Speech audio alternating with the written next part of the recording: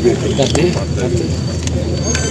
ಈಗಾಗಲೇ ನಾವು 1ನೇ ತಾರೀಕಿಂದ ಶುರು ಮಾಡಿ ಜುಲೈ 1ರಿಂದ ಶುರು ಮಾಡಿ ಇಲ್ಲಿವರೆಗೂ ನಾವು 435 ಕಿಲೋಮೀಟ್ರನ್ನ ತೆಗೆದಿದ್ದೇವೆ.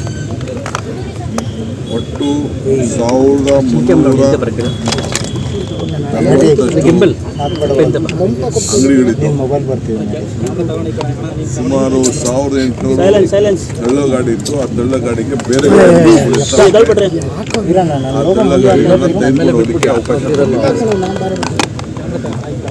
AC ಶೀಟು ಮುಂದಕ್ಕೆ ಪ್ರೊಜೆಕ್ಷನ್ ಹಾಕೊಂಡಿದ್ರು ಸುಮಾರು 2267. ಅದು ಕೂಡ ತೆಗೆದಿದ್ದೇವೆ.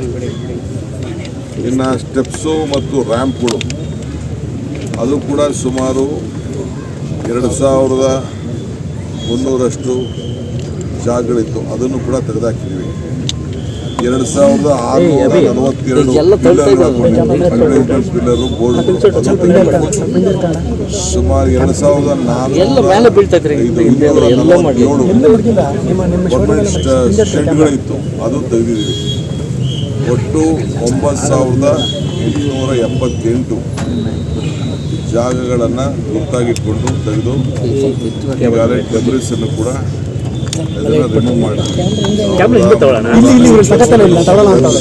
ತೆಗೆದಿದ್ದಾಗಿ ಅಲ್ಲೇ ಅದ್ರ ಜೊತೆಗೆ ರಿಪೇರಿ ಮಾಡ್ಕೊಂಡು ಬರೋಂಥ ಕೆಲಸ ಕೂಡ ನಮ್ಮ ಅಧಿಕಾರಿಗಳು ಇದು ಮುಂದುವರಿತದೆ. ನಾನೆಲ್ಲ ನಮ್ಮ ಬೀದಿ ಬದಿ ವ್ಯಾಪಾರಿಗಳಿಗೆ ಹೇಳಿದಷ್ಟೇ, ಈಗ ನಮಗೆ ನಾವು ಐಡೆಂಟಿಫಿಕೇಶನ್ ಕಾರ್ಡ್ ಕೊಟ್ಟಿದ್ದು, ಆದರೆ ಕೋರ್ಟ್ ಅವರು ಅದನ್ನು ವಜಾ ಮಾಡಿದ್ದಾರೆ.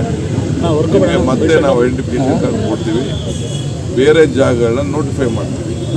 ಆ ನೋಟಿಫೈ ಜಾಗದಲ್ಲಿ ಬನ್ನಿ, ವ್ಯಾಪಾರ ಮಾಡ್ಕೊಂಡು ವಾಪಸ್ ಇದೆಲ್ಲ ಹೊರಗಡೆ ಇರೋಗೆಲ್ಲ ನಾವೆಲ್ಲ ಮಾಡೋಕ್ಕಾಗಲ್ಲ. ದೊಡ್ಡ ಮಾಫಿಯಾ ಇದೆ ತಂದು ಕೆಲವರು ಇವರು ರೌಡಿಗಳು ಅವ್ರ ದುಡ್ಡಿಸ್ಕೊಳ್ಳೋದು, ಬಿಡೋದು, ಮಾಡೋದು, ಒಂದು ಏರಿಯಾಗೆ ಹಂಚ್ಕೊಳ್ಳೋದು, ಆ ಥರ ಎಲ್ಲ ನಡೆದಿದೆ.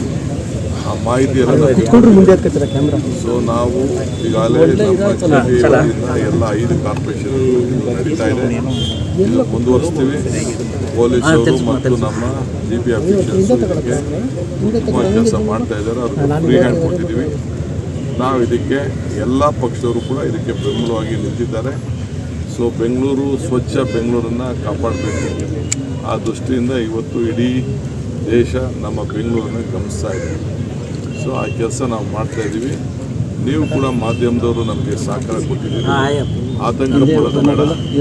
ಬಡವರು ನಮ್ಮವರೇ ಅವರು. ಆದರೆ ಹಂಗಂತ ಹೇಳ್ಕೊಂಡು ಯಾವುದೋ ಜಾಗದಲ್ಲಿ ಹೋಗಿ ಠಿಕಾನೆ ಹೊಡ್ಕೊಂಡು ಕೂತ್ಕೊಳ್ಳೋಕ್ಕಾಗಲ್ಲ. ಸರ್ಕಾರಿ ಜಾಗ ಇರ್ಬೋದು, ಪ್ರೈವೇಟ್ ಜಾಗ ಇರ್ಬೋದು, ಮಾಡೋಕ್ಕಾಗಲ್ಲ. ಅವ್ರಿಗೂ ಸರ್ಕಾರದಲ್ಲಿ ಅವಕಾಶ ಇದೆ. ಬೀದಿ ಬದಿ ವ್ಯಾಪಾರಿಗಳು ಬದುಕಬೇಕು ಅಂತ ನಮ್ಮ ಆಸೆ ಇದೆ. ಅವ್ರಿಗೀಗಾಗಲೇ ನಾವು ಸುಮಾರು ಈಗಾಗಲೇ ನಿಮಗೆ ಈಗ 3 ವರ್ಷದಿಂದ ಸುಮಾರು 900ಕ್ಕೂ ಹೆಚ್ಚು ಸಾವುಗಳು ಇವತ್ತು ಪಾದಚಾರಿಗಳದ್ದು ಇವತ್ತು ಆಗಿದೆ.